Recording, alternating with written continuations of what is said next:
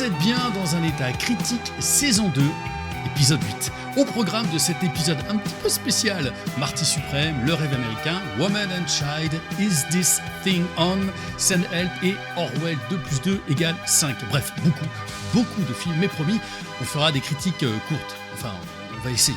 Dans la rubrique « Qu'est-ce qui s'est passé durant ce dernier mois dans les actus ciné et qu'est-ce qu'on en pense ?» Bien sûr, nous reviendrons sur les résultats de cette très belle cérémonie des Césars. Olivier, comme d'habitude, nous fera de nouveau un point box-office sur le mois de février en France et dans le monde. Et en France, la question que tout le monde se pose, est-ce que le marsupilami a sauvé le cinéma français en ce début d'année ? Et enfin, le film Vintage nous a fait découvrir ou redécouvrir un film qui met la tête et le récit à l'envers. Et puis nous terminerons comme d'habitude avec nos recommandations en fin d'épisode. Et puis si vous nous regardez maintenant, vous pouvez nous regarder, c'est ça que je voulais dire, vous pouvez nous regarder sur YouTube. Et oui, vous pouvez nous regarder sur YouTube. Alors si vous nous écoutez sur les plateformes habituelles, vous savez qu'on est sur toutes les plateformes de podcast, évidemment, rien ne change pour vous, mais maintenant vous pouvez nous voir sur YouTube. C'est un petit essai. Et puisqu'aujourd'hui, avec moi, j'ai magie du direct de la régie Magnéto Serge. J'ai avec moi le Joe Dalton de la critique, c'est-à-dire Olivier qui apparaît comme ça à l'écran. Salut Olivier. Salut.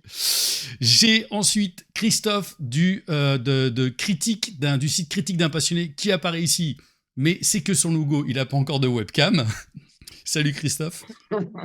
Salut tout le monde. Et enfin, le nouveau stagiaire qu'on va bisuter allègrement, j'ai envie de dire, Nicolas Maury, qui nous rejoint dans l'émission. Salut Nico. Salutations à la compagnie. Eh bien, voilà, tout change, mais rien ne change. Voilà, c'est un essai parce qu'on se dit peut-être que de se voir comme ça, ça permet d'être un petit peu plus fluide aussi parfois dans les échanges, bien évidemment, à part Christophe qui reste planqué bien sûr dans son coin. Et Nico, il faut quand même faire la petite présentation de Nicolas Maury qui arrive. Alors, on avait le choix dans les Nicolas Maury, il y avait l'un ou l'autre, on a pris l'autre. Voilà, c'est pas l'un, c'est pas celui que vous voyez dans le 10%, mais je pense qu'on n'a absolument pas perdu au change. Nico, en deux mots, non seulement on a le même parrain d'écriture, Jean-Paul Allègre, à qui on fait un petit coucou si jamais il nous regarde, et bien sûr tu es auteur, metteur en scène, comédien, et tu es aussi, tu as des directions à Bagnols-sur-Cèze, là où tu es, dans le sud de la France, en tant que programmateur, c'est ça ? Le titre exact, c'est quoi ? Alors le titre exact, c'est chef de service action culturelle. Et ça, pour draguer en soirée, c'est pas mal, non ? Ouais. J'ai pas encore essayé, je te dirais, mais je te tiendrai au courant. Mais surtout, tu es un très très grand cinéphile et je t'ai proposé de faire partie de notre podcast la semaine dernière lorsque tu étais à Paris et tu as gentiment accepté de venir voir comment ça fonctionnait ce bordel. Eh bien voilà, welcome. Nous allons faire des critiques de films et dire du mal et dire des choses gentilles, mettre des coups de griffe, etc. Et encore magie du direct, pour parler du premier film, pouh, oh là là, c'est génial. Vous êtes obligés, si vous entendez, vous vous dites qu'est-ce qui se passe, il faut que j'aille sur YouTube voir tout ça. Donc, bien sûr, abonnez-vous à YouTube, à Facebook et sur toutes les plateformes de podcast où vous pouvez être. Nous allons parler du premier film. Alors, on n'est pas tous à avoir vu les mêmes films. Je sais qu'à chaque fois, on va faire des critiques au minimum, chacun d'entre nous. Enfin, au minimum, il faut que vous soyez deux à avoir vu un film pour faire un mini-débat, j'ai envie de dire. Christophe, est-ce que tu peux nous faire le pitch de ce premier film, c'est-à-dire Woman and Child ? Donc c'est un film iranien de Saïd Roustaé, je ne sais pas si ça se prononce comme ça. Manaz, une mère célibataire de 45 ans, est sur le point d'épouser son petit ami Hamid. Lorsque son fils est renvoyé de l'école, c'est le début d'événements qui vont l'obliger à se battre pour préserver l'équilibre fragile de son foyer. Alors, vous êtes que deux à l'avoir vu, ce film. Je crois que Christophe et Nicolas. Donc, Nicolas, ton bisutage, c'est à toi de commencer en quelques mots. Qu'est-ce que tu as pensé de ce film ? Alors moi, je trouve que le cinéma de Saïd Roustaï, c'est vraiment un cinéma hyper intéressant. Il nous avait déjà proposé La Loi de Téhéran, qui était une grosse claque. Leila et ses frères, que j'ai également beaucoup aimé. Et donc j'étais impatient de voir Woman and Child. Alors pour l'instant, je trouve que c'est le plus faible de ces 3 films, mais ça reste quand même, un cinéma hyper intéressant. Alors bon, effectivement, on parle d'un film iranien, en ce moment, c'est pas anodin. Hmm. Il a une, alors on n'est pas sur du cinéma subtil, hein, clairement. Si vous êtes allergique aux gros plans et aux regards sursignifiants en face caméra, passez votre chemin. Mais il y a une efficacité absolument imparable, moi je trouve, dans ce cinéma-là et puis dans cette écriture, cette description de toutes les compromissions auxquelles on peut se livrer pour arriver à ses fins. Mais là, c'est dans cette société iranienne qui est complètement gangrénée par le mensonge, par l'hypocrisie. Euh, c'est quand même vachement bien tenu. Et moi, j'ai été particulièrement touché par la figure du fils de Manaz. C'est une espèce de cousin libanais, iranien, pardon, de cousin iranien d'Antoine Douanel. Hmm. Donc il y a une espèce de réponse comme ça, je trouve, au film de Truffaut. Alors encore une fois, c'est pas subtil, c'est parfois un peu in your face, mais ça reste extrêmement efficace et vachement bien interprété par cette troupe d'acteurs, dont évidemment on ne connaît pas forcément les noms parce que, le cinéma iranien, bien qu'il y ait des pépites, hein, régulièrement dans le cinéma iranien. Et voilà, donc moi quand même je recommande The Woman and Child parce que ça fait partie de ces films auxquels on repense en plus, assez régulièrement une fois qu'on l'a vu. C'est un bon début, Nicolas. Bravo. Tout ça sans note. Christophe, qu'est-ce que tu rajoutes là-dessus? Comme Nicolas, je suis vraiment fan de son cinéma et j'avais beaucoup aimé ses 2 premiers films. Et là, il livre son film le plus féministe parce que les personnages centraux sont des femmes. Ça fait un peu penser à Left Handed Girl qu'on avait beaucoup aimé Ouais. l'année dernière parce que ça parle de plusieurs femmes sur plusieurs générations. Et c'est des femmes qui sont confrontées, oui, aux contraintes sociales du pays, à la pression familiale et puis tout ce qui est limite de la justice. Parce que cette mère de famille, elle est constamment confrontée, il lui arrive que des galères. J'ai été très succinct dans le synopsis, mais il se passe des trucs Hmm. assez terribles pour elle et pour sa famille. Et ça peut épuiser certains spectateurs parce que c'est très sombre. Et le cumul de tout ce qui lui arrive dans la gueule, ah si t'as pas le moral, faut pas y aller, hein. C'est vraiment, même si je trouve la fin très réussie pour le coup, assez poétique. Et il y a un côté Asghar Farhadi, je trouve, dans son cinéma, dans la façon dont il utilise la zone grise, les choix des personnages, ce qui leur arrive et les choix qu'ils font. Tu comprends leurs choix, tu ferais pas toujours les mêmes choix. Et donc tu es dans cette zone grise qui est très intéressante. C'est pas manichéen comme film. Et le réalisateur, il a un vrai sens du cadre. Il y a des fois, sa caméra, elle prend de la hauteur. Il y a des plans assez fous, notamment sur les plans de foule, comme dans La Loi de Téhéran. Il y a un plan de foule dans le film qui est saisissant. Et oui, ça joue de ouf. La comédienne principale, elle est entre la souffrance, la colère, sans avoir un jeu théâtral. Et ouais, non, c'est un bon film qui résonne énormément forcément avec l'actualité. Et après, je suis d'accord avec Nicolas, c'est peut-être le moins fort de ces films, mais les 2 autres sont très très très bons. Voilà. Très bien, merci messieurs. Et maintenant, on va passer à un film dans ces cas-là que, enfin, pas dans ces cas-là, mais dans un film qu'Olivier et moi avons vu, Magie. Non, il y a que Christophe et moi qui l'avons vu ce film-là. Donc Olivier, tu es puni, tu parleras après. Je parle donc du rêve américain. Christophe pour le pitch. Donc c'est un film français d'Anthony Marciano. Jérémy et Bouna sont 2 jeunes Français passionnés de basket qui nourrissent un rêve fou, devenir de grands agents au sein de la NBA, sans contact et sans même parler anglais. Ils ne savaient pas que c'était impossible, alors ils l'ont fait. Et c'est bien, t'as repris presque l'affiche, hein, personne n'y croyait, alors ils l'ont fait. C'est ça. Moi, ça a été une bonne surprise. En commençant, ça a été vraiment une bonne surprise. Je vais faire court. Je trouve que c'est un film qui est plutôt assez ambitieux, même en termes de film, parce qu'ils sont allés vraiment aux États-Unis. Enfin, il y a une reconstitution. Il y a pas mal de choses que j'ai trouvé vraiment bien.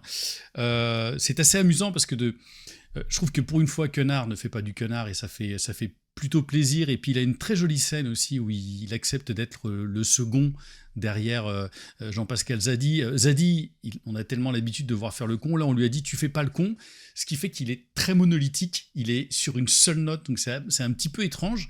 Mais il y a un truc qui passe quand même. Moi, je savais pas du tout que c'était une histoire vraie pour le coup.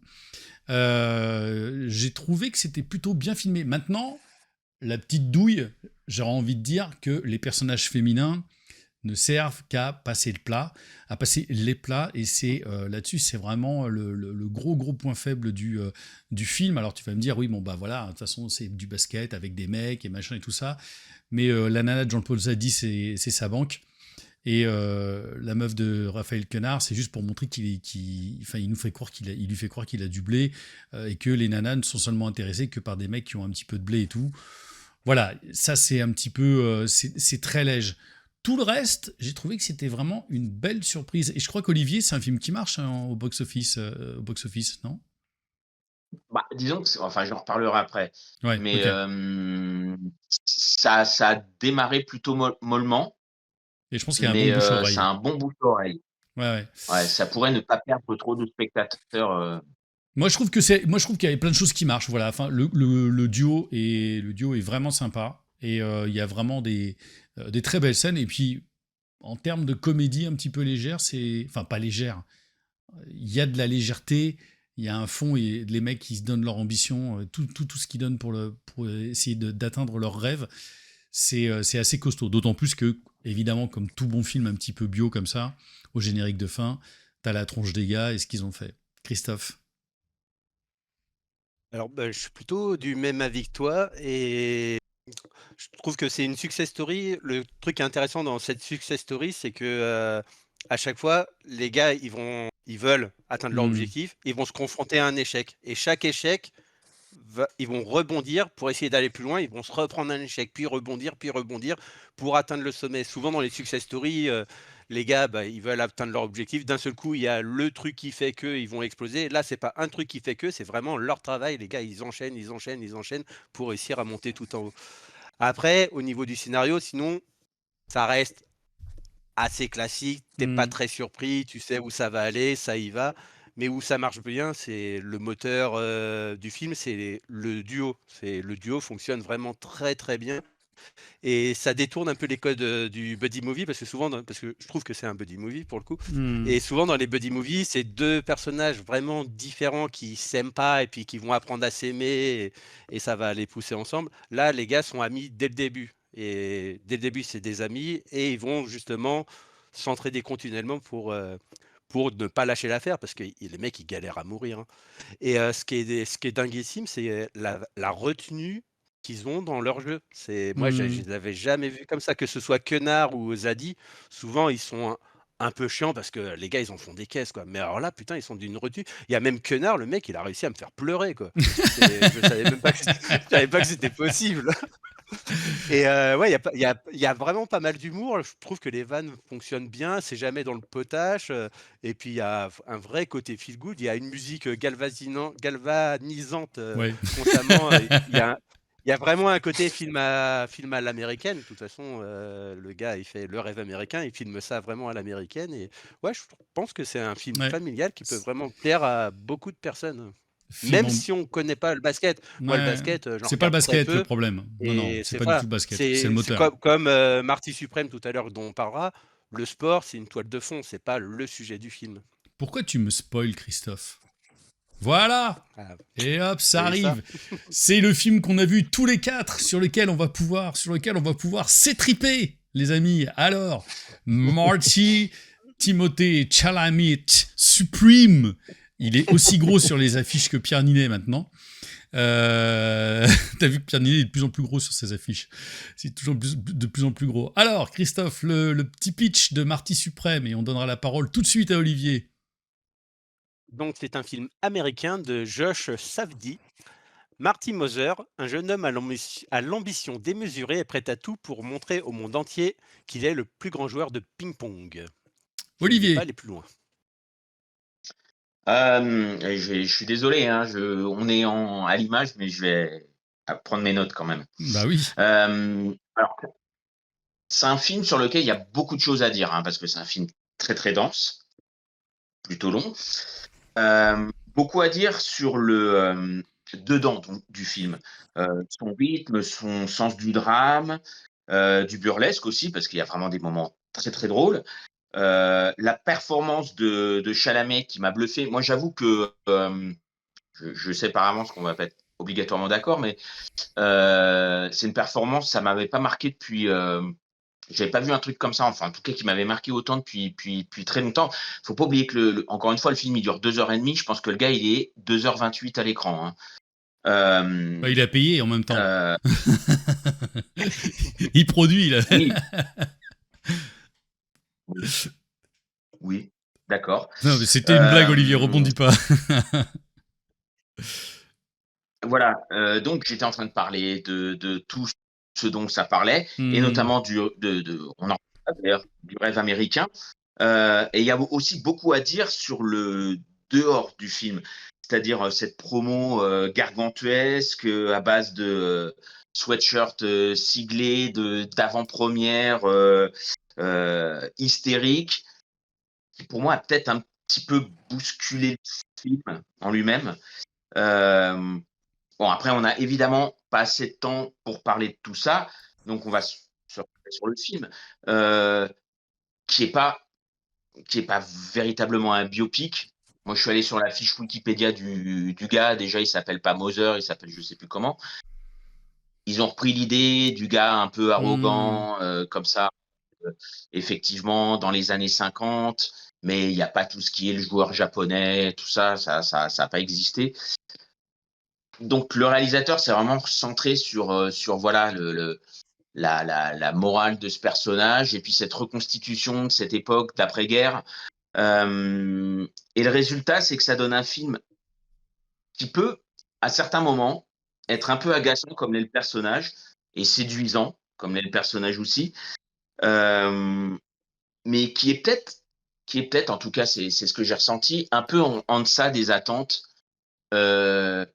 Et là, c'est une vraie question, peut-être un petit peu surcoté. Je me souviens avoir attendu le film comme j'avais un peu attendu le Thomas Anderson.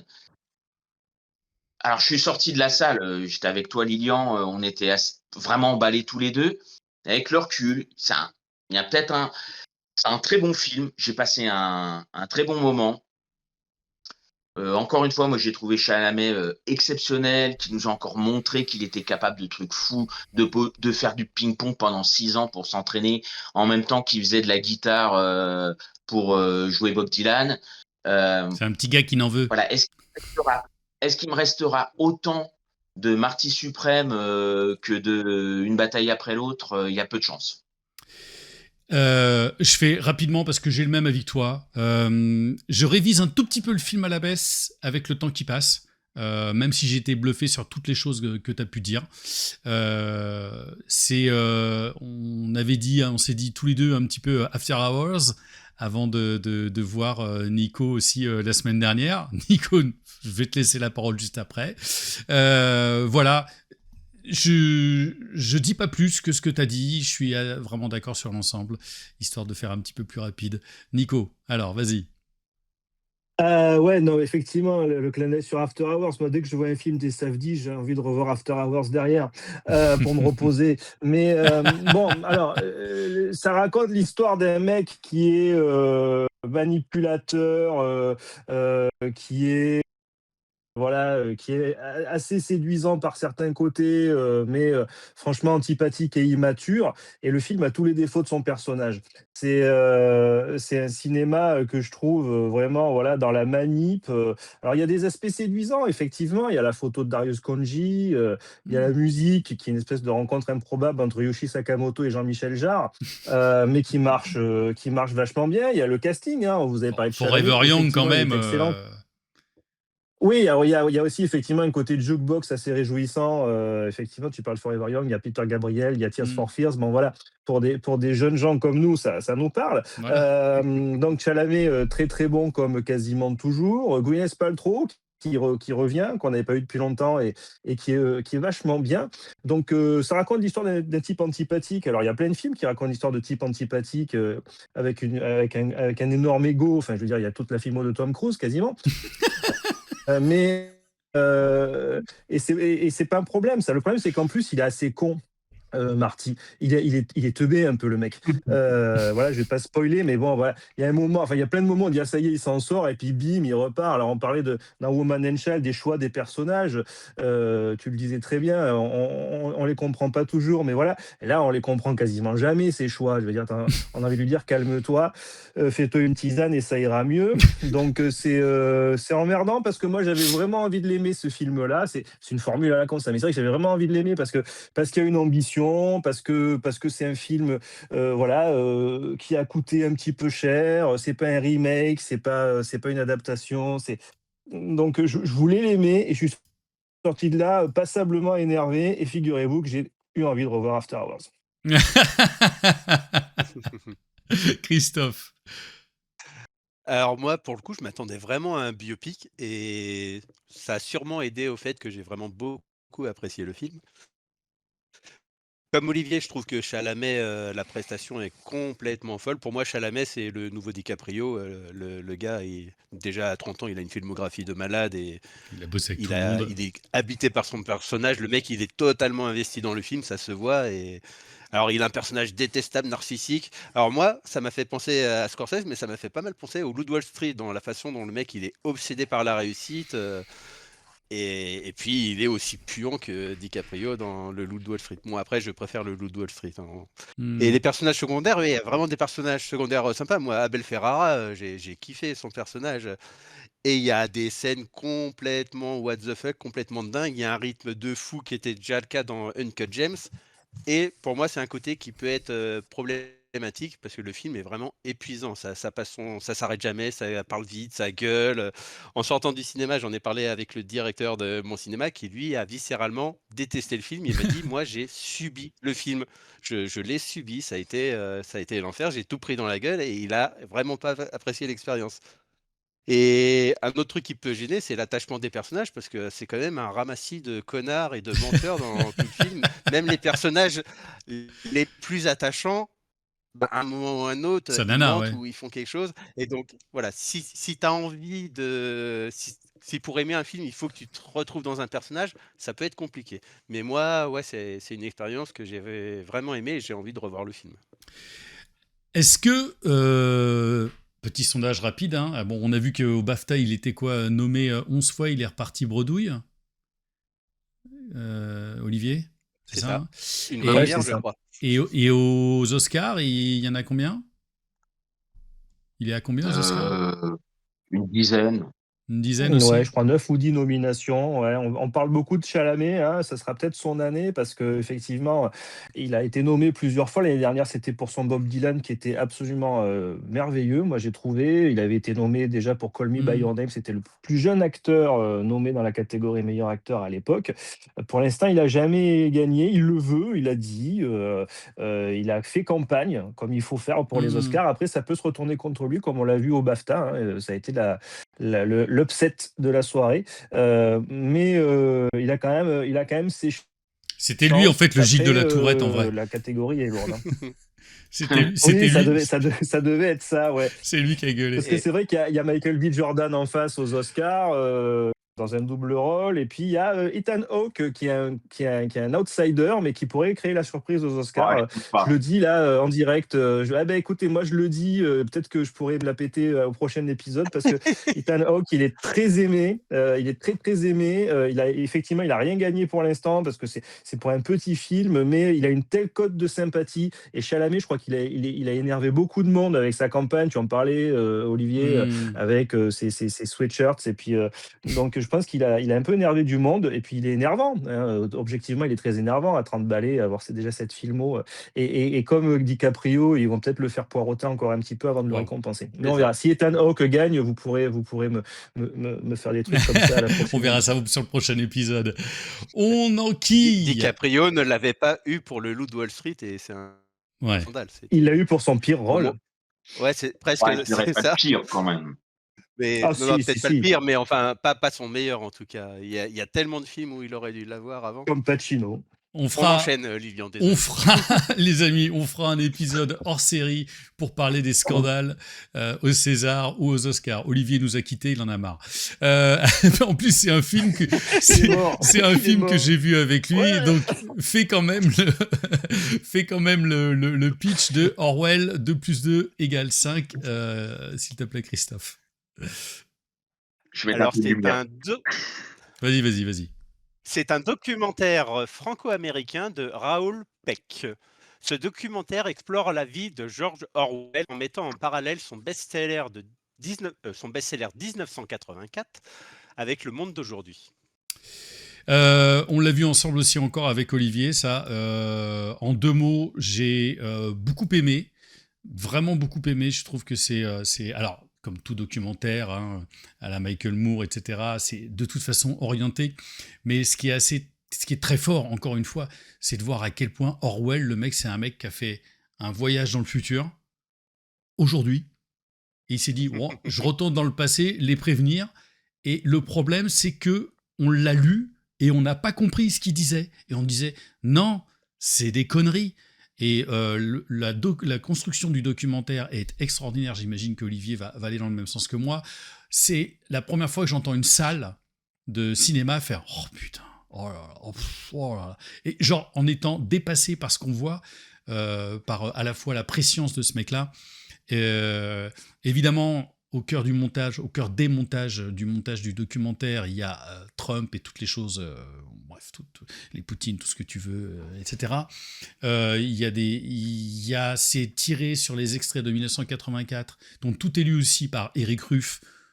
Ça pose quelque chose en termes d'audible, je dirais, voilà, et aussi de son journal intime, je crois qu'il écrivait au fur et à mesure, en plus d'écrire. C'est une immense, pour moi, claque dans la gueule. Non pas que je savais pas ce qui se passait dans le monde, mais encore une fois, ça remet, s'il y avait besoin, le génie d'Orwell au centre de tout. Et Raoul Peck est un immense réalisateur de documentaires. I Am Not Non-Negro, je ne sais plus s'il n'avait pas pris un Oscar, hein. C'est ça, Nico? Et Oscar du meilleur documentaire. Ouais, c'est ça. Voilà, Olivier, de ton côté, tu as beaucoup soupiré durant le film. Il n'y a pas de point. Ouais, déjà que je soupire assez naturellement. Non, il n'y a pas grand-chose à dire de plus de ce que tu as dit. Sans cette idée de narration par les lettres et textes d'Orwell, on pourrait juste se dire, quand on voit toutes ces images, oui, je sais. Voilà. Là, alors, même s'il ne faut pas sombrer dans il avait tout et tout ça, mais il y a quand même quelque chose d'assez énorme dans ce documentaire. Alors parfois, comme tu le disais, comme tout ce type de documentaire, c'est parfois un petit peu didactique et un peu orienté, même si à un moment, l'orientation, est-ce qu'elle n'est pas un chouïa objectif quand même? Ici, l'idée, c'est surtout, pour Raoul Peck, de décrypter la vision orwellienne, on va dire, des mensonges du langage, de se questionner aussi sur les médias. Il dresse un pont entre les époques, les régimes. C'est l'éternel. Non, mais on n'apprend jamais, quoi. On a l'impression que les gens apprennent pas des erreurs de ce qui s'est passé avant. On est le 2 mars 2026 au moment où on enregistre cet épisode. Dans 15 jours, il y a le premier tour des municipales. Vous allez voir. Déjà ? Putain, la vache, ouais. Bon, en plus, là, on a 2 habitants du sud de la France, du sud-est de la France, qui vont pas être surpris, malheureusement. RIP. Ouais, comme on dit, ouais. Moi, cela dit, à Paris, nous, on va pas être bien non plus. Bon, bref. Oui, termine, Olivier, je t'en prie. Non, juste pour dire que même si on n'a rien de fondamental, c'est cette accumulation d'images. Ça reste bien de rappeler encore et encore que totalitarisme, ça peut toujours exister si on ne combat pas. Et si on abandonne surtout, c'est ce qu'ils disent à un moment dans le documentaire, tout code moral. Et je pense que c'est ce qu'on a un peu tous perdu aujourd'hui et que donc certains profitent. Le cinéma est politique. Nico, Christophe, ça vous donne envie? Ah, mais grave, moi, grave. ça me donne envie, mais Mais c'est pas il y diffusé, avait quoi. tellement de films et je rattraperai à la télé. Et en plus, oui, j'avais regardé là quand vous en aviez parlé. Moi, c'était l'enfer pour le voir. Par contre, l'affiche est génialissime. L'affiche, c'est du génie. Ouais, et puis c'est fou. Ouais, toi, Nico, aussi, cette branche d'essayer de le rattraper. Complètement, oui, oui, j'avais vu la bande-annonce il y a déjà un certain temps et j'étais assez frappé par la démarche, dire tiens, Orwell, c'est vrai qu'il y a un côté, peut-être même un peu au départ, on se dit oui, bon, ça va, Orwell. La dystopie orwellienne et de ce que vous m'en dites, voilà, il y a une grande intelligence dans le propos, dans le montage. Et Raoul Peck, de toute façon, c'est effectivement un cinéaste hyper, hyper intéressant. Donc, un jour où j'aurai vraiment pas le moral, j'irai pour me finir. C'est ça, exactement.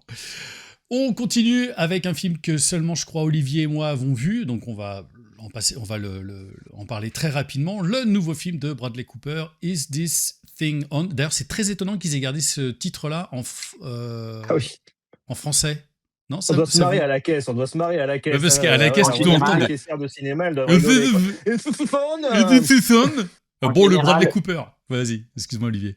Merci de pas me le faire prononcer. C'est parfait. Donc, c'est un film américain de Bradley Cooper. Alex, un cinquantenaire sur le point de divorcer, se lance par hasard dans le stand-up et tente d'y trouver un nouveau sens à sa vie. Et je l'ai vu hier soir. Ah, tu l'as vu hier soir. Alors déjà, on va te corriger. C'est pas cinquantenaire, c'est quinquagénaire. Et donc, qu'est-ce que tu en penses? Alors, pour le coup, je trouve l'idée très intéressante. J'ai appris après, en lisant dessus, que c'est une histoire vraie.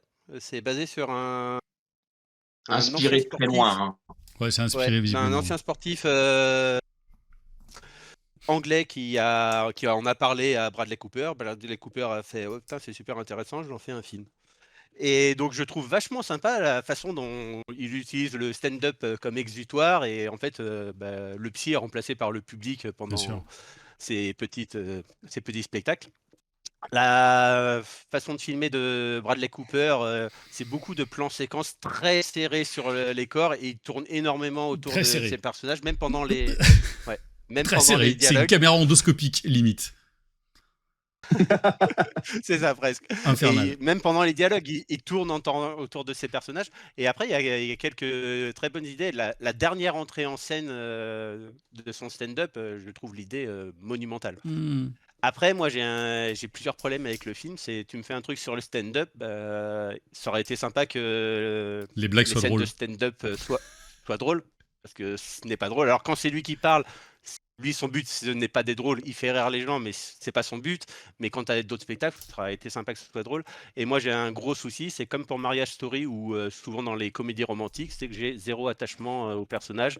Ces comédies romantiques sur Marriage Story, comédie romantique. Non, enfin les histoires comédies romantiques ou les histoires de couple, mais qui parlent de couples new-yorkais. Ouais. Enfin, je suis totalement déconnecté par rapport à eux, ils sont pas de mon monde et ça fait que j'ai zéro attachement. D'accord. Left-handed girl, t'es pas taïwanais, t'es pas une fille qui se promène dans mais tu vois, pour t'as le pas coup, besoin de. Ouais. Voilà, moi les trucs. Après, c'est un ressenti, c'est le mien, c'est pas le tien. Mais moi, tous les trucs sur ces New-Yorkais, ça a été le cas avec Materialist l'année dernière. Moi j'avais adoré. Je passe à côté parce que j'arrive pas à m'attacher. Après, la deuxième partie du film, je la trouve quand même plus intéressante. Il y a la remise en question du couple, je trouve ça plus intéressant. Mais globalement, j'ai trouvé le temps long. Tiens, c'est le truc qui va se passer dans la maison. Là, on va avoir le journaliste anglais, là, comme disait Nico, t'as l'enfant qui va arriver durant le podcast avec Olivier, c'est ça qui est parfait. Tu peux la faire venir, hein, Roman, hein, c'est formidable. Hein. J'adore, ça donnerait du live. Bon, Nico va me détester, mais Will Arnett, je trouve que c'est l'enfant de de comment s'appelle-t-il, de Dennis Quaid et d'André Manoukian. Je te jure qu'il y a des moments, je voyais Manoukian et à des moments, il a quand même des vrais faux airs de Dennis Quaid. Il a une voix super, hein, il a une voix super. Mais la façon de tourner de Bradley Cooper, franchement, je peux plus. T'as la caméra qui est là pour essayer de choper le moindre poil dans le pif qui... C'est pas possible, arrête, laisse de l'espace, quoi, parce que à vouloir être collé comme ça, moi, ça m'a fait chier. En fait, techniquement, le film m'a fait sortir du film alors que j'étais le premier client de ce genre d'histoire. Il n'y a pas de problème. Bon, lui, on ne sait pas trop ce qu'il a branlé. Il est plus ou moins dans la finance. Elle, c'est une ancienne grande joueuse, volleyeuse, machin, etc. Elle est formidable. Je pense qu'il joue très bien, ces comédiens. Mais putain, laisse de la distance. Et le rôle qui s'est filé, lui, Bradley Cooper, j'aurais voulu un film sur ce personnage de Oui. comédien, à côté de la plaque qui teste les barbes et tout ça pour voir comment ses rôles, s'il est mieux pris ou pas pour ses rôles. Il est déchiré à chaque plan dans lequel il est, bien sûr. Mais je trouve que le film, au bout d'un moment, pour moi, il patine. Alors, il y a des très beaux moments, mais je trouve que ça patine. Et là, pour le coup, je vais te rejoindre, Christophe, parce que ça fait petit problème de bourgeois new-yorkais qui doivent gagner des milliards de dollars vu qu'ils ont une petite maison dans le... alors je sais pas, c'est peut-être dans le Queens ou dans Brooklyn, mais pour avoir une baraque comme ça, bon, on voit très bien le prix des trucs à New York. Ouais, ça m'a fait chier. Et effectivement, les vannes sont pas hyper drôles. Et petite aparté, juste en tout cas pour Christophe et Olivier, mais peut-être que toi aussi, Nico, tu y as été parce que tu as été à New York. Là où ils enregistrent au Cellar, c'est juste à côté du café Reggio, où on a été prendre notre petit cappuccino, puisque c'est là que le cappuccino a été inventé. Dans une chanson fameuse d'ailleurs d'Étienne Dao. D'Étienne Dao. Voilà. Des attractions désastres. Olivier. Vous avez dit plein de choses. Alors Pardon. oui, c'est une petite semi-déception. Pareil, je m'attendais peut-être à un truc un peu plus cool, un peu plus sympa. Oui, toute la partie stand-up. Alors, quand Christophe dit si ça parle de stand-up, mais ça parle pas de stand-up, hein. C'est pas un film sur le stand-up, hein. Après, est-ce que le stand-up est vraiment drôle tout le temps? Moi, quand je vois des trucs comme ça me fait pas spécialement rire de toute façon. Mais bon, de toute façon, pour moi, c'est pas le propos. Alors, le film tourne parfois un peu en rond. Il y a de la redite. Il y a quelques longueurs. Mais moi, j'ai aimé cette histoire de scoop, de deux adultes qui réalisent que ce couple, justement, c'est devenu un refuge hyper confortable, mais un peu mensonger, en fait. Ils s'aiment toujours, mais est-ce qu'ils ont encore à faire beaucoup ensemble? Toute ressemblance Décident de avec se des séparer. personnages Alors, ayant déjà effectivement, existé. c'est peut-être pour ça. Après, effectivement, c'est l'anti-Kramer contre Kramer ou Marriage Story, ce qui est peut-être un peu sa faiblesse, parce que je mets ça avec des grosses guillemets, ça amène un peu moins d'action. C'est un peu sa faiblesse, mais en même temps, c'est intéressant qu'il en fasse pas un drame de cette rupture. Moi, j'ai vu quelque chose comme si Cooper avait envie d'en faire quelque chose d'un peu plus humain, un peu plus libérateur, avec le personnage de Will Arnett, moi que j'ai trouvé très très bon. Pareil, lui, il peut être un peu agaçant avec son petit sourire en coin, tout ça, mais finalement, c'est un personnage. Laura Dern, toujours aussi extraordinaire. Je pense que en général, c'est caution de bons films. Et sans spoiler, pour le coup, moi, contrairement à Christophe, moi, je suis moins fan de la dernière partie. Je ne vais pas en dire plus, mais c'est le moment où je commence un peu à m'emmerder. Alors oui, c'est un peu académique. Moi, la mise en scène m'a un peu moins gêné que toi, Lilian. Voilà, oui, c'est un peu académique, mais j'ai pas franchement passé un bon moment. Et Je sais pas si c'est académique de oui, alors filmer les oreilles des gens, hein, tu vois, mais non, mais c'est la Les façon, poils dans ouais, les on le oreilles. voit. les poils dans Si, les si, oreilles, ouais. on le voit assez souvent, ce genre de Oui, ouais, je vois ce truc, que tu veux hyper dire. avec la caméra, machin. Ouais. Et il y a un truc que j'ai quand même trouvé fun, j'y repense maintenant, tu vois, genre, je te l'avais dit. Et il y a un truc qui m'amusait justement, ce côté, film indépendant du début des années 2000, souvent effectivement avec des couples new-yorkais. Peut-être que ça parlera à Nico, les films, d'Edward Burns, voilà, je sais plus où il y avait, Jennifer Les- Aniston, lui jouait dedans aussi, voilà. Ça m'a fait un peu penser à ça, voilà. Nico, tu le rattraperas? Ça donne envie? Pas nécessairement tout de Ouais, suite, non, non, ouais, non. Moi, Bradley Cooper, cinéaste, c'est vraiment pas ma came. ouais, je Enfin, j'ai comprends un non plus. excellent souvenir de Star is Born quand Lady Gaga chante La vie en rose. Et avec sa prononciation, j'ai quand même entendu des vieux qui vont baiser les miens. Et à ce moment-là, j'ai éclaté de rire dans le cinéma. Ça reste un grand souvenir de cinéma, mais à part ça, voilà. Putain, j'ai pas entendu ça. Moi non plus. Allez, on entend vraiment Mais ce c'est qu'on. Revoyez-le. mais c'est drôle, hein. Allez, on termine rapidement, en 2 mots, avec Send Help. Je crois qu'il y a que Christophe et moi qui l'avons vu. Voilà, Je répondez pas pense. tous, c'est ça. Bah, ouais, Christophe le pitch. Donc c'est un film américain de Sam Raimi. Linda, du service stratégie et planification, est dénigrée par son nouveau patron. Suite à un crash d'avion, ils vont se retrouver seuls sur une île déserte. Pour cette femme dont le rêve était de participer au koh américain, c'est le moment d'inverser les rôles. Voilà. Alors, on a dit que c'était le retour aux bases de Sam Raimi. Bah non. Bah non. Bah non. Si, il y a une scène avec un sanglier qui est très Sam Raimi-esque. Rachel McAdams, elle est extraordinaire et elle a toujours un truc. Voilà, c'est une super, super comédienne. Je comprends ce que le film veut aussi dénoncer à l'intérieur. Je trouve ça très pompier. Et moi, au final, je me suis gentiment emmerdé et j'attendais que ça se termine, quoi. Christophe? Bah, un peu du même avis. Mon point positif, c'est Rachel McAdams. Son personnage est assez irrésistible, mais globalement, ça manque de surprise. C'est un peu chiant. Alors, il y a les retournements de situation, les inversements dans les rôles, mais bon, ça fait pas un film. Je trouve que les effets numériques sont bien foirés. La scène du sanglier est trash, mais elle est dégueulasse à regarder. Hum, hum, hum. Et ouais, heureusement qu'on ne tourne pas plus tard parce que je l'ai vu il y a 3 semaines et il m'en reste quasiment rien. Je préfère retourner voir Jusqu'en enfer 1000 fois, quoi. Et donc, on va passer enfin, quand même, il est temps. Alors voilà, hop, je vous avais perdu. On va passer à l'actu ciné. Qu'est-ce qui s'est passé durant le mois dernier et qu'est-ce qu'on en pense? Bon, évidemment, il va y avoir les Oscars, je crois. C'est la semaine prochaine ou c'est cette semaine? Parce qu'on est le 2 là. C'est le 16, un truc comme ça, Oui, 16, donc dans 17. 15 jours. Donc Mais on c'est 16, très, fera. très tard. C'est très très tard. Et donc on a eu cette cérémonie des Césars jeudi dernier. On avait fait, Nico, nous, quelques petites prévisions. Enfin, on avait fait des paris.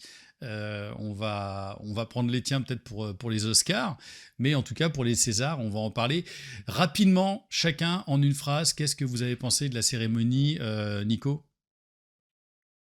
Ah bah c'était la meilleure cérémonie des Césars depuis belle lurette, hein, du vivant d'Alain Chabat, c'est dire.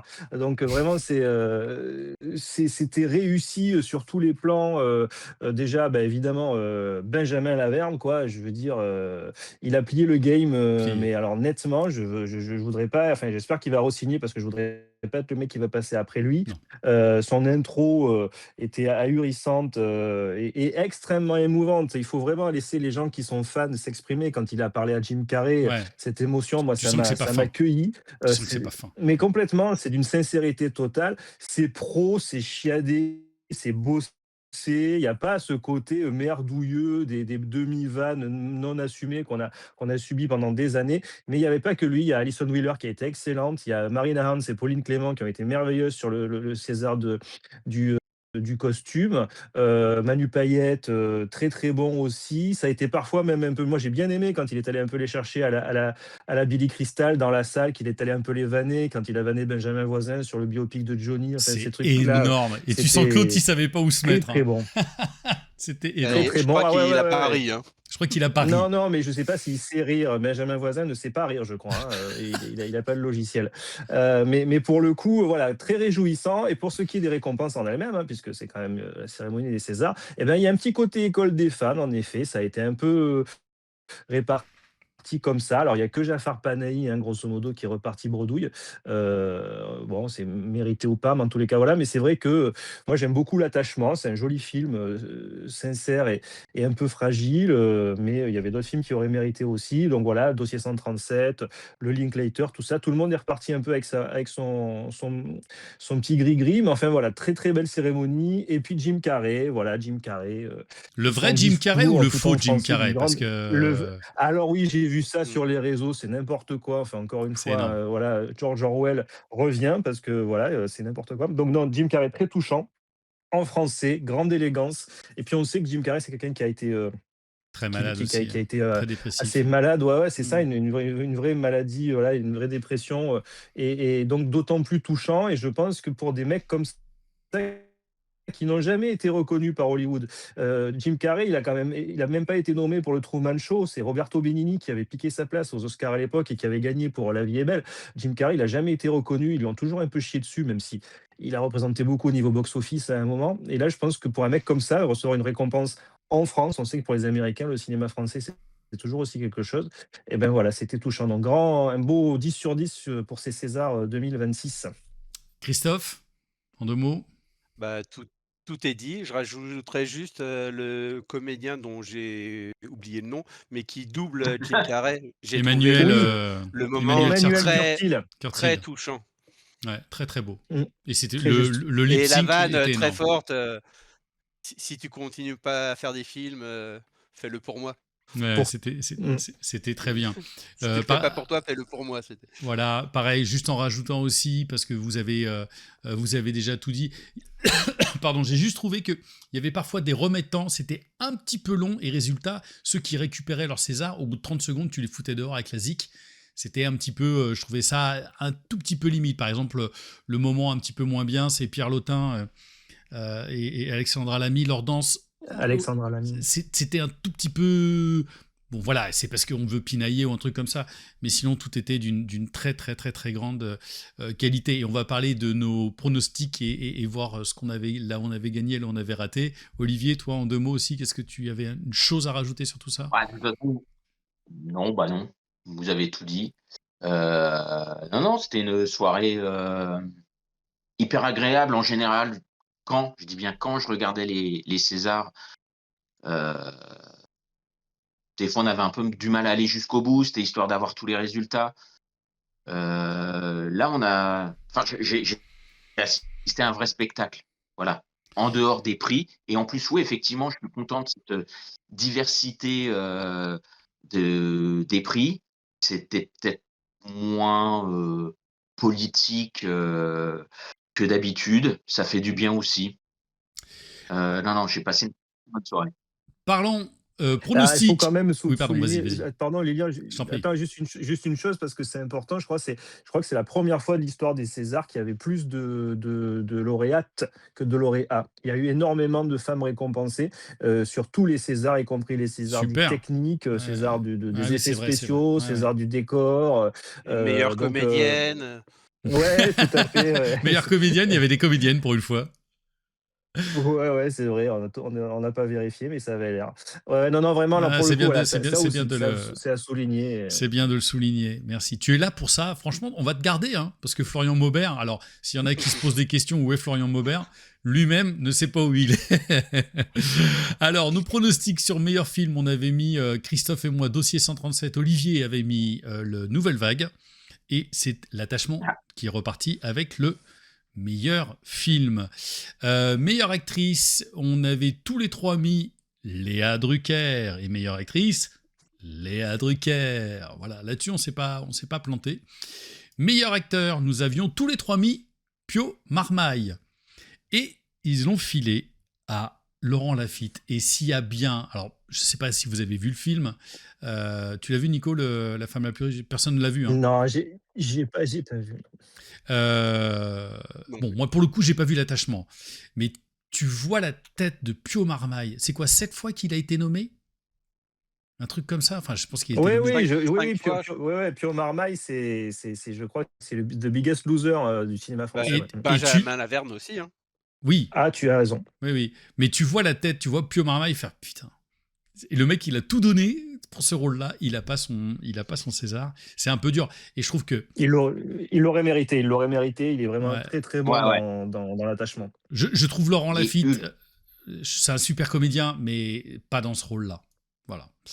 Bon, moi j'ai vu les extraits. C'est cartoonesque sa prestation. Ouais, c'est cartoonesque, mais c'est. En second rôle. Christophe avait mis Dominique Blanc dans Partir un jour.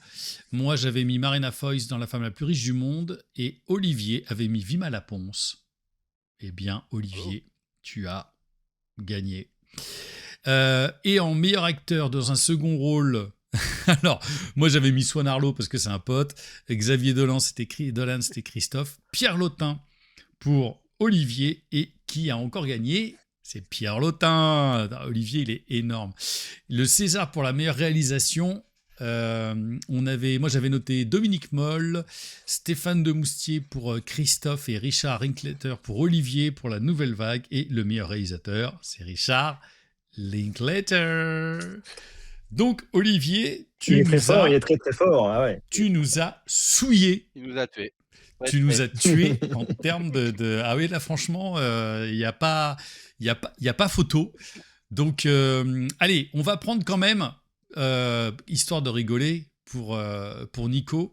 Au niveau des Oscars, je te dis rapidement, pour toi, meilleur film, il y a Bugonia, F1, Frankenstein, Hamnet, Marty Supreme, One Battle After Another, The Secret Agent, Sentimental Value, Sinners ou Trend Dreams. Lequel tu choisis? Ça sera Paul Thomas Anderson. Ça sera Paul Thomas Anderson qui va gagner le César du meilleur.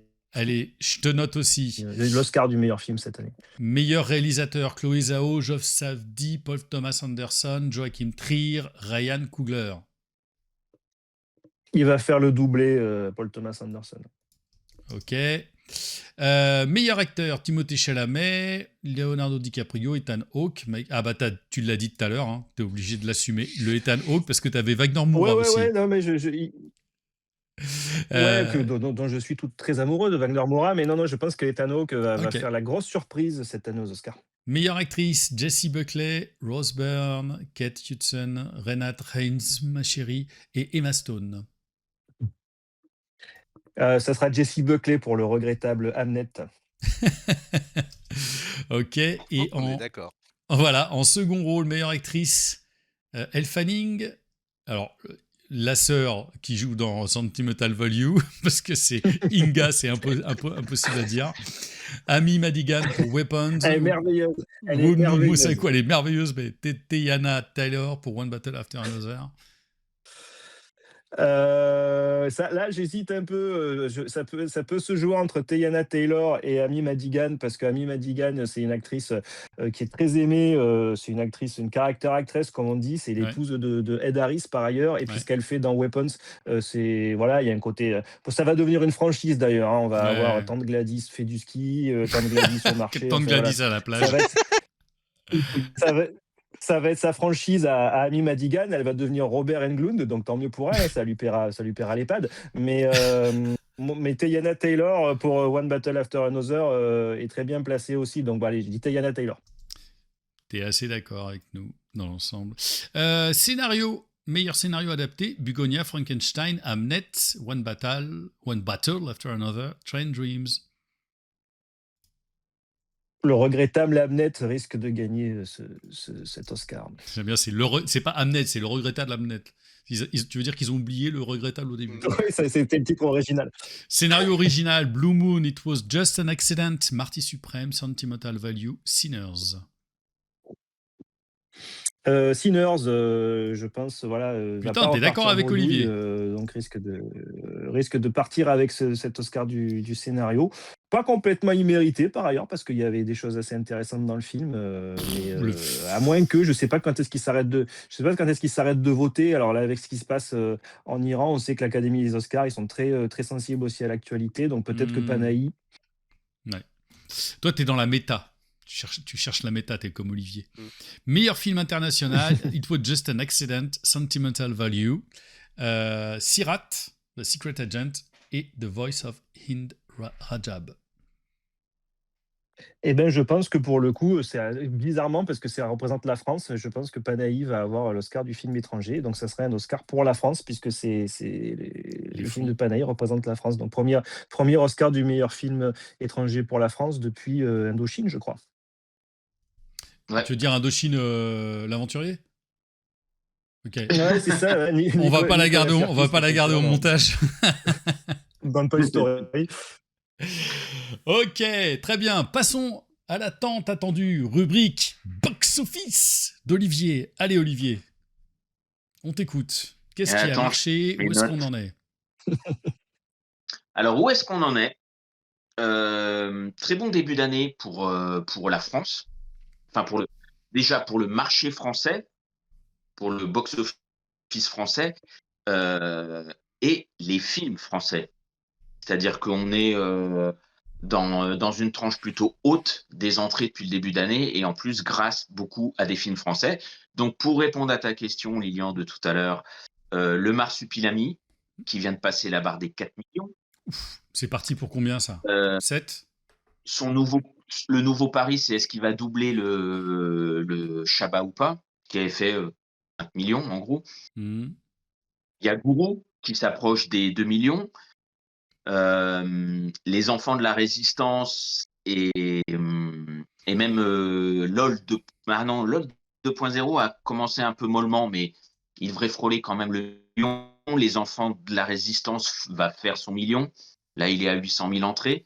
Et je disais tout à l'heure, le rêve américain qui a démarré à environ 250 000 entrées, ce qui n'est pas énorme. Par contre, il a un très bon bouche à oreille.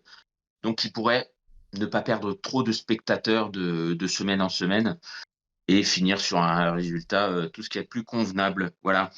Et petite anecdote, box-office, la femme de ménage qui a passé la barre des 4 millions en France, qui est énorme, qui en fait le 4e succès en France, représente 2025.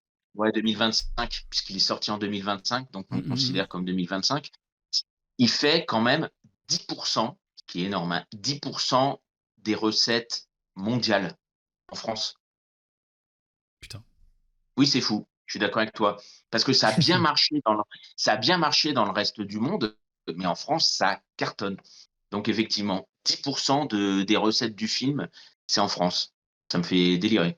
Non, je sais Ça pas si correspond c'est. à ses recettes en librairie, hein, c'est la plus grosse vendeuse de bouquins en librairie française aussi. Ouais, ouais, bien sûr, bien sûr. Mais Mais ça a eu le même, ça n'a pas eu le même impact proportionnellement dans le reste du monde. Il C'est va ça que je veux falloir dire. que, il va Là, on a falloir que je le l'impression vois quand même, que je me le tape. que chaque personne qui a lu le livre est allée au cinéma, c'est vrai. Voilà. Et le box-office US, bah, en fait, là, mois de février, c'est le retour des grosses promos qui tâchent et qui marchent. Donc, il y a le cas Martin Suprême, on en a parlé tout à l'heure, qui est à 95 millions de dollars aux États-Unis et 157 dans le monde. Alors, cela dit, il n'est pas encore rentable parce que, comme tu le disais, Nico, tout à l'heure, c'est quand même pour A24, c'est quand même un gros budget, 70 millions de dollars, qui se voit à l'écran, hein, il n'y a rien à dire. Il y a Hurlevent, j'allais Mhm. dire Hurlevent et Ultra People, limite à se rouler des péloches sur les tapis rouges et tout. 72 millions de dollars US, je suis pas sûr que le film le mérite, et 192 dans le monde. Et puis la sortie de Scream 7, qui alors en même temps est hyper polémique à propos de sa comédienne qui s'est fait dégager pour son tweet pro-Palestine et Jenna Ortega qui est partie derrière. Donc ils ont un peu dû changer tout le scénario au dernier moment. C'est le retour de Neve Campbell, voilà. Donc entre polémique et puis retour des personnages principaux, le film qui a coûté 45 millions de dollars en a déjà, en un week-end, que je vous dise pas de bêtises, en a récolté 92 millions en un week-end. Donc le film est déjà remboursé et va limite bientôt faire des bénéfices en 3 ou 4 jours, quoi. C'est terrible ce que ça raconte parce On qu'à aura chaque fois, c'est bientôt un genre. Scream 32. Mais c'est déjà prévu, un Scream 8 et tout ça. On rappelle que c'est Paramount. Hein, Oui, donc, ils ont bah, en fait, c'est drôle parce qu'ils ont. on Non, peut mais c'est faire. drôle parce qu'ils ont écrit le scénario. Ils ont écrit le scénario et selon le succès du film, ils mettaient la machine en route ou pas. Donc là, oui, évidemment. Et puis en plus, avec le forcing Paramount, ça, on pourrait en parler. Voilà. Et dernière petite note, Zootopie 2 fait encore 1,5 million de dollars ce week-end. Il est en train d'approcher le milliard 9. Milliard. Si je dis pas de bêtises, bah, le 9e succès mondial. Juste derrière le Spider-Man No Way Home. Voilà. Voilà pour les news C'est vrai qu'on a. box-office. Bien, bah merci encore Olivier. C'est vrai aussi que dans l'actualité, on aurait pu parler de ce rachat de la Warner par Netflix, puis finalement c'est plus par Netflix, maintenant ça serait par Paramount, puis avec tout ce que ça peut sous-entendre, etc., la peste ou le choléra. Peut-être qu'on fera un autre épisode, un moment hors série, parce que à chaque fois qu'on dit ça. Je pense que c'est pas fini le feuilleton. Hein. Et le feuilleton n'est évidemment pas fini. On passe enfin à l'avant-dernière rubrique, c'est-à-dire le film vintage. Et ce film vintage nous a été proposé par Christophe. Donc Christophe, c'est toi, je te laisse faire la petite présentation et nous parlerons du film que tu nous as proposé de revoir, c'est-à-dire Memento de Christopher Nolan. Alors Memento, je vous l'ai proposé parce que il sort un film cette année et c'est un de mes réalisateurs préférés et c'est surtout une de mes plus grosses claques de cinéma d'il y a presque 30 ans maintenant. Putain. Et parce que j'en attendais rien, j'étais allé voir à l'époque, j'étais abonné à Ciné Live, ils en parlaient comme quoi c'était assez révolutionnaire, c'était la naissance d'un nouveau metteur en scène et bah oui, c'était assez fou l'écriture et c'est quelque chose que j'avais jamais vu, que j'ai jamais revu. Ça te retourne le cerveau, c'est ludique, ça demande un travail mécanique, mais c'est pas mal. Et puis on retrouve l'obsession du temps déjà de Nolan, qui est un peu dans tous ses films. Et même le gars, quand il fait un film de guerre, il fait un film avec 3 échelles de temps différentes. Même Oppenheimer, c'est une course contre la montre. Et donc, j'avais très envie de revoir ça. Eh ben, on va te refroidir. Alors, moi j'ai pris des petites notes, mais je vais. Allez, je me lance.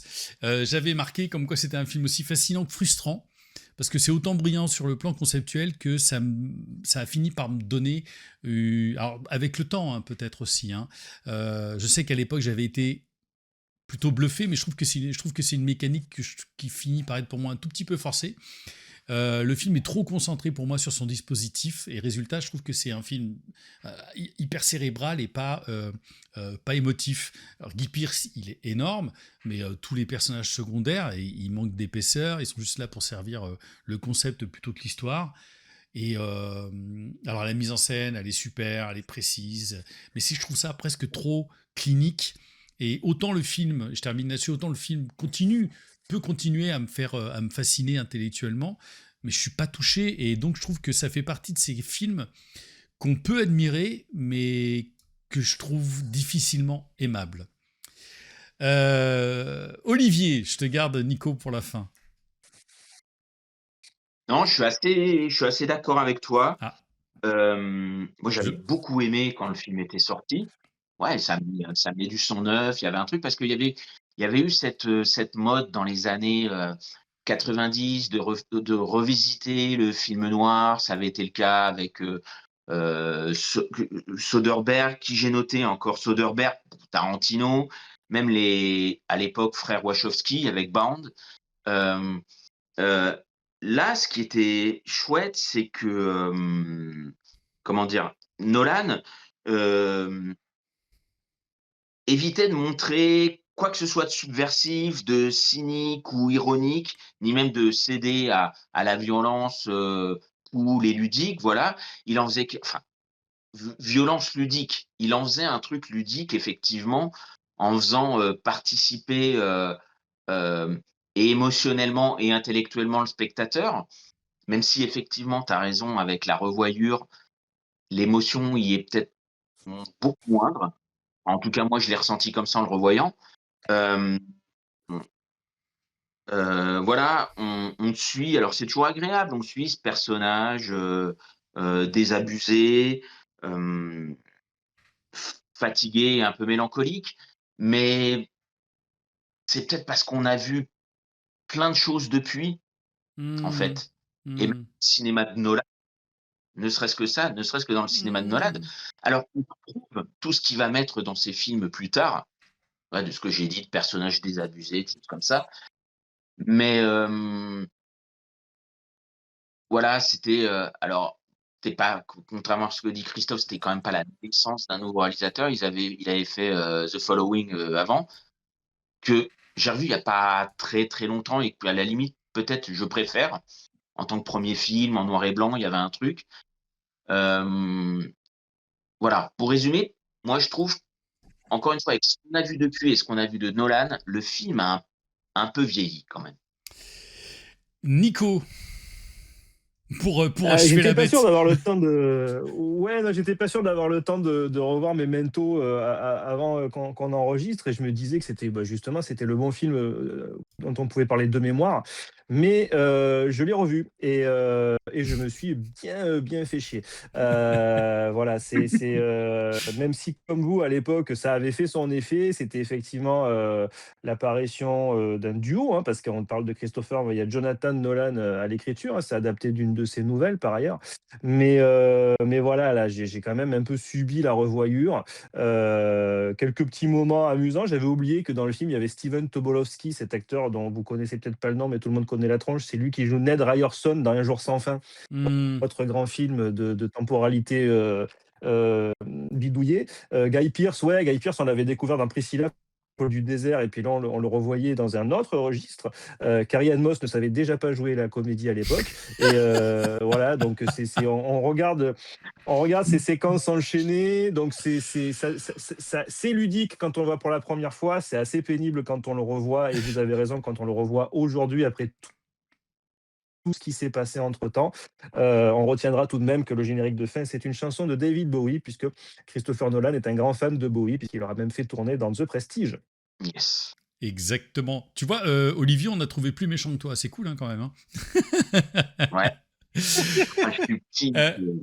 Christophe, tu quittes ce podcast ou tu y restes? Que- Non, ce n'est pas grave. Moi, après, voilà, c'était pour Bien mon sûr, mais bien ressenti. sûr. Toi, tu l'as revu. Ouais, Qu'est-ce que tu en penses? ça reste une grosse claque. Ouais, pour toi, Après, ça. oui, forcément, Ouais. avec le temps, il y a eu plein de films qui sont sortis, comme Short Circuit, on en reparle à la première Bah non, voyure. Exactement. bah non, C'était parce qu'en plus c'est sorti avant. C'est au moins sorti 10 ans avant. oui, mais avec le temps, ce que je dis, c'est qu'avec le temps, ça prend cher. Ou même le film que tu as, les, sur les gangs, j'ai oublié le nom là. Ah, les guerriers de la Je- nuit. les guerriers de la nuit, pareil, Walter Hill. ça vieillit avec le temps. Et un film vieillit avec le temps, et donc Bien sûr. forcément. Oui, mais Mais ça regarde reste. Rambo, Rambo ça a pas vieilli, même si Bah, c'est si, 82. je suis désolé, ça vieillit Non, avec le temps aussi. Les Après, films, les films qui sont basés sur une formule comme Memento vieillissent Ouais. souvent beaucoup plus vite. C'est-à-dire les films qui reposent sur un truc Sur un qui concept. marche très fort à la première vision vieillissent souvent très vite. Rares sont les la films surprise n'est plus là à aussi. twist. Voilà, c'est ça. Rares sont les films Hmm. à twist qu'on revoit avec plaisir. Il y a Usual Suspects, c'est peut-être Sixième Sens, mais c'est vrai que là, celui-ci, voilà. Puis en plus, on s'en souvient. Enfin, moi, pour le coup, j'avais pas revu depuis longtemps, mais je m'en souvenais quand même. Je me souvenais quand même de, ben, voilà, de qui a été le coupable, etc., etc. Donc, voilà. Eh bien, il est temps pour moi, parce que c'était prévu, mais Nico, si tu acceptes d'être des nôtres par la suite, après ce douloureux bizutage, tu auras le droit de nous proposer ton film vintage. Mais moi, je vais vous proposer un film. Vous n'étiez pas né. Moi non plus, d'ailleurs. Et même mieux que Oh ça, putain, c'est vieux alors. ouais, c'est vieux. Et je vais même vous proposer un film, je suis certain qu'il y en a certains d'entre vous, alors je pense Christophe, tu ne l'as pas vu, puisque je vais vous proposer un film d'animation. Un film d'animation de 1972. Et regardez bien l'affiche qui apparaît ici, et on vous le dira en audio ce que c'est. En principe, Olivier il est très fort pour deviner ce que c'est les films d'animation. Un film d'animation Voilà. rated R, c'est-à-dire interdit au moins de 17 Ah, ans. c'est pas Free the Cat. Ah, je le savais. Fritz the Cat. Ah, L'affiche ah de Fritz the ouais. Cat, We're not rated R for nothing, baby. Christophe, est-ce que tu l'as vu? Je n'ai pas vu. Eh ben, tu vas découvrir une dinguerie. Ça fait au moins, je pense, plus de 25 ans que je ne l'ai pas vu, ce film. Nico, tu l'avais vu? Oh oui, oui. Et l'idée de le revoir me Mais- réjouit moyennement. Mais sa tête me fait peur. Hein. Justement. Ah, faut te remettre dans le contexte. Hein. Alors, je pense qu'il faut se remettre dans le contexte. Et j'imagine, je me dis, mais attends, c'est même l'idée. En fait, j'ai envie de le revoir en me posant la question, est-ce que c'est comme Les Valseuses? Est-ce que c'est un film que tu pourrais faire encore aujourd'hui? Voilà. Non. Je crois pas. Il faut se remettre dans le contexte et puis il faut se mettre une aujourd'hui. pièce avant de le revoir aussi. Hein, parce que... Qu'est-ce que tu disais, Olivier? Alors, est-ce qu'il pourrait et est-ce qu'il devrait être fait aujourd'hui? Oui, je sais pas. Mais en tout Ah, vous me cas, vendez du rêve. Hein. non, mais voilà, on n'avait pas d'animé. Je voulais voir cet animé. Il y a aucune obligation. Je sens que Nico est déjà parti de cette émission. Non, mais c'est sorti alors moi, vous le savez pas parce qu'on se connaît pas, mais voilà, moi je suis un grand supporter du support physique, donc il est sorti en DVD, en Blu-ray, ce Fritz the Ils ont Cat. fait un Blu-ray restauré 4K, tout ça. Hein. Ah ouais. Ah ben voilà, donc. Ok. Et ben voilà. Ouais. Mais sinon, on peut essayer de te le trouver et te le repasser, hein, et te dire comment. Non, mais de ok, manière, ok, de manière ok. Mais parfaitement légale. Christophe, J'espère bien, madame. Christophe, il est déjà en train de chercher partout sur le darknet où est-ce qu'il peut trouver Fritz the Cat. De manière totalement légale. Très bien, allez, on termine avec vos recommandations à lire, à voir, à entendre, un film, une série, une chanson, ce que vous voulez. On commence par toi, Christophe. Qu'est-ce que tu nous recommandes ou est-ce que vous avez le droit aussi à des coups de griffe? Bien évidemment. Christophe. Alors, moi, ça va être un coup de cœur et ça va être un cadeau pour Olivier s'il ne connaît pas, parce que je pense qu'il va adorer. On va partir en Angleterre découvrir une série anglaise qui s'appelle Slow Horse ou Slow Horses. Ah, Slow Ouais, Horses, avec Gary Oldman. Slow Horses, avec Gary Oldman et Christine Scott Thomas, entre autres. Ça parle de l'étable. L'étable, c'est un endroit où le MI5 met un peu tous ses bras cassés, tous ceux qui ont déconné. Et donc, on va suivre cette équipe. Et il y a plusieurs bonnes raisons de voir cette série. C'est si, comme moi, vous en avez marre des séries dont on a des suites tous les 2-3 ans, et ben, Slow Horses, c'est sorti en 2022. Ils en sont déjà, il y a la 6e saison qui va sortir cette année. Et alors là, vous êtes en train de me dire, oh là, putain, 6 saisons, jamais je vais rattraper ça. Mais c'est là la deuxième bonne raison de voir la série. Ce sont des saisons très courtes de 6 épisodes de 40 minutes. Donc ça se regarde vite. Et chaque saison, surtout, c'est une histoire indépendante. Donc vous pouvez vous taper un week-end, une saison, ça dure 4 heures, même pas 3 heures. Et puis enchaîner plusieurs semaines après une autre saison. On pourrait presque les voir dans le désordre, même s'il y a quand même des liens sur les personnages. Enfin, regardez dans l'ordre. Et c'est addictif. C'est sur donc des histoires d'espionnage, sur fond de terrorisme. Ça va très vite, ça s'enchaîne. C'est souvent drôle avec cet humour british. C'est que des héros imparfaits, c'est que des branquignoles. Donc ils sont sympas, on s'attache à eux. Et surtout, il y a Gary Oldman. Gary Oldman, rien que pour Gary Oldman, il faut regarder la série. Le mec, c'est un gars crade, il est alcoolique, il est pétomane, il dénigre constamment son équipe, mais il les dénigre à mourir. C'est jamais il a un mot doux pour eux. Tu te dis, à chaque fois, tu te dis, non, mais en fait, il les aime, mais il passe tellement de temps à les pourrir, à les rabaisser plus bas que terre. Il est détestable, mais qu'est-ce qu'il est drôle. Et le gars enchaîne les punchlines. C'est vraiment très, très fort. Nella a regardé et à un moment elle m'a montré un épisode où elle dit où tu vois Gary Oldman. Enfin, je sais pas si vous l'avez vu, Nico et Olivier. Non, pas encore. Et je crois qu'il y a un épisode, mais si tu as terminé la série, Christophe, peut-être tu sauras, mais Moi, j'ai pas vu du tout, hein, donc où il parle de ses potes en disant bah si vous faites ça, vous allez mourir et tout ça, et ça sera la meilleure chose qui m'arrivera et tout, que vous soyez mort. Et après, quand il part, après avoir putain, mais vous avez laminé votre équipe là, vous avez essayé de les motiver, vous pensiez pas ça? Ah bah si, je veux qu'ils meurent. Ah mais Enfin, c'est ça constamment, voilà, c'est le c'est gars, ça visiblement c'est une raclure, mais qu'est-ce qu'il est drôle! constamment. Olivier Tareko. Eh ben, je vais rester en Angleterre. Alors, quelques décennies, voire ouais, beaucoup de décennies avant celle de Slow Horses. Donc, ce qu'a pas dit, je crois, Christophe tout à l'heure, la série dont il nous a parlé, c'est sur Apple TV. Oui, tout à fait. Et donc, moi, toujours De manière l'Angleterre, mais cette légale. fois-ci sur Net. Ouais, de manière légale. Euh, donc, moi, je retourne encore, enfin, je reste en Angleterre, mais sur Disney+. C'est une deuxième saison, mais j'avais pas vu la première, donc je suis en mode rattrapage. Ça s'appelle A Thousand Blows. Hmm. Euh, c'est la dernière saison, la dernière série, pardon, de Stephen Knight. C'est le créateur de Peaky Blinders. Euh, Cette série nous plonge dans le Londres de la fin du 19e siècle, dans une intrigue qui mêle le destin d'un boxeur jamaïcain. Ça se passe dans un peu les fight clubs de l'époque, dans les pubs, machin. Et on montre aussi pas la création, mais la montée en puissance de la fameuse boxe à l'anglaise. Euh, donc on est entre ça, entre cette intrigue et un polar féministe. Il y a un peu deux séries qui se côtoient là-dedans. Il y a un drame genre Rocky en costume, porteur d'un discours sur l'entrée de l'Angleterre dans la modernité et sur le racisme. Et puis, comme je disais, un polar, un thriller au fort relent féministe qui est vraiment bienvenu dans le truc où c'est des groupes de voleuses, voilà, un peu en mode Jack the Ripper. C'est un peu cette ambiance comme ça. Alors, c'est un peu chargé parfois. C'est vrai qu'il y a un peu 10 000 trucs qui se passent. Faut être un peu concentré pour suivre.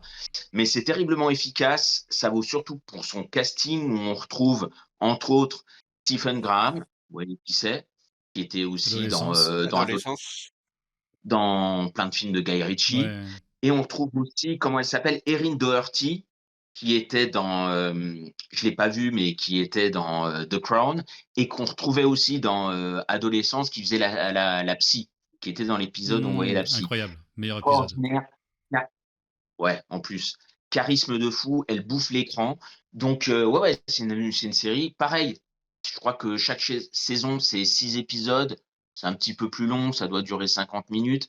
Mais voilà, ça se regarde bien, c'est agréable, c'est hyper bien foutu, très efficace. Voilà, c'est en mode BBC, quoi. Les costumes, voilà, tout est clean. Casting impeccable.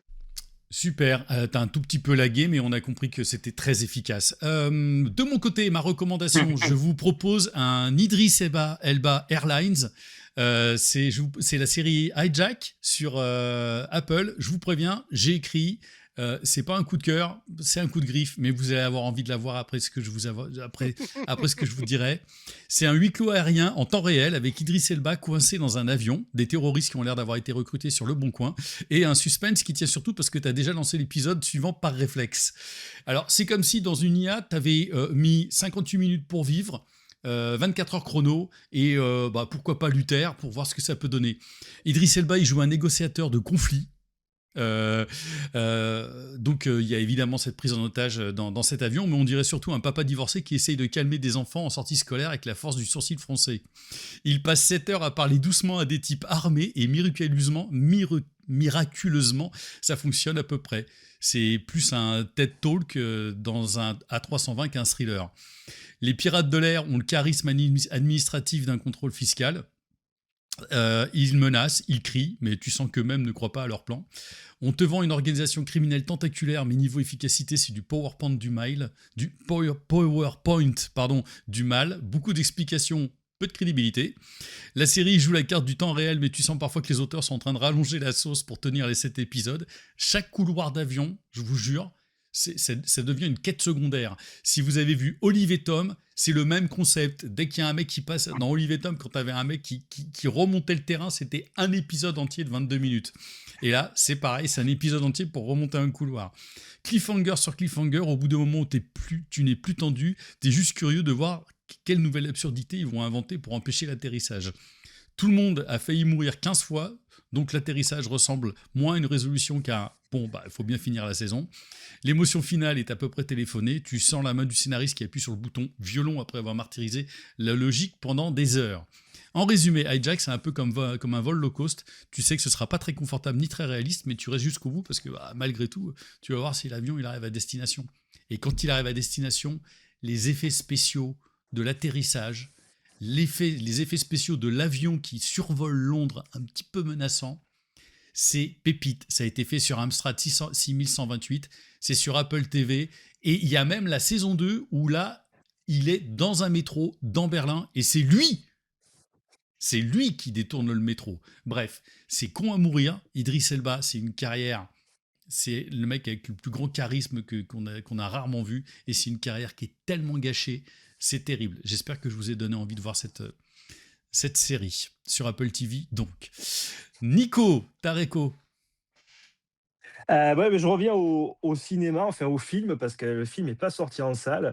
C'est un film qui est pas vraiment très très bon, mais je voulais quand même en parler. C'est Ella McKay, c'est sur Disney+, c'est le dernier film de James L. Brooks. Donc c'est un film qui est bourré de défauts, il est même parfois très étrange. Ce film, et les personnages ont des réactions qu'on a du mal à comprendre, mais il y a un charme, vintage malgré tout dans ce film-là, avec Jamie Lee Curtis notamment. Donc l'actrice principale, c'est Emma Mackey. Du coup, le film c'est Ella Mackey, mais elle c'est Emma Mackey qu'on a vu dans Sex Education. Il y a également Albert Brooks. Enfin voilà, c'est un film, et c'est le dernier film de James L. Brooks, et je voulais en parler parce que du coup, ça me donne l'occasion de parler de James L. Brooks, qui est un immense cinéaste, qui a une toute petite filmographie. On lui doit Tendre Passion avec Shirley MacLaine et Jack Nicholson. On lui doit Broadcast News, qui est un bijou. Si vous n'avez jamais vu Broadcast News, mais faites-vous ce cadeau. C'est avec Albert Brooks et Holly Hunter et William Hurt. Pour le pire et pour le meilleur, avec Nicholson aussi. J'adore. Il a donné parmi ses meilleurs rôles, les meilleurs rôles de Nicholson, c'est James L. Brooks qui lui a offert deux de ses Oscars sur 3, il les doit à James L. Brooks. Spanglish, qui est un film très étonnant et très émouvant avec Adam Sandler aussi, qui mérite d'être vu. Je vois ta tête, Olivier, mais je pense que moi j'ai de la tendresse pour Spanglish. Et puis son dernier film en date, avant Ella Mackey, donc c'était Comment savoir avec Reese Witherspoon, et c'est le dernier rôle en date et sans doute pour toujours de Jack Nicholson. Donc Ella Mackey, c'est pas un grand film, mais ça mérite c'est sans doute aussi peut-être le dernier film de James L. Brooks, qui est un vieux monsieur. C'est aussi un des producteurs des Simpsons, James L. Brooks. Voilà, donc c'est à voir sur Disney+, et puis surtout revoyez toute la filmo de Monsieur Brooks. C'est drôle parce que pour le meilleur et pour le pire, je crois que c'est là que Nicholson il marche pas sur les rainures des trottoirs. Mhm. Et C'est ça. je faisais ça moi tout le temps.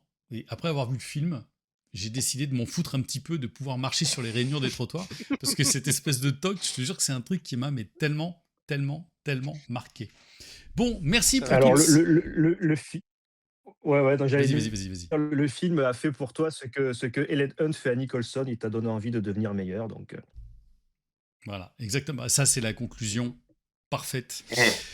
Eh, Bien voilà, on termine donc dans un état critique, et dans un état critique en vidéo. Voilà, j'espère que vous avez pu venir nous voir, nous découvrir ou nous redécouvrir aussi sur YouTube.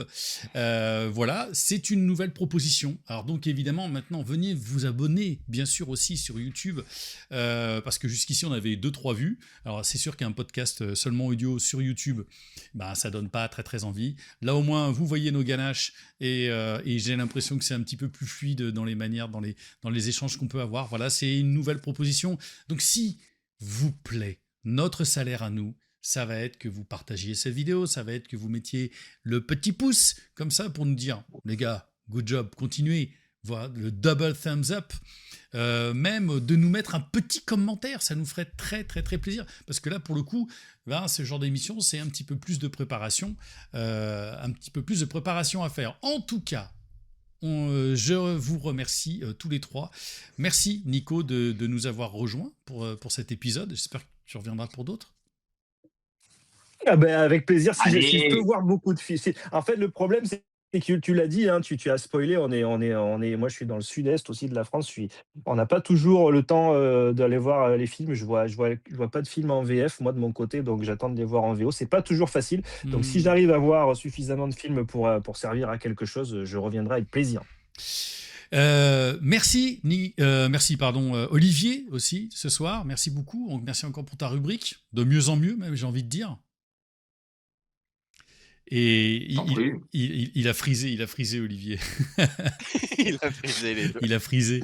Et Christophe, j'espère que tu auras une caméra pour le prochain épisode. Oui, je vais faire en sorte que le problème soit réglé et que c'est vous pas un voyez ma problème. tête. C'est pas un Mais problème. c'est pour vous, c'est pour.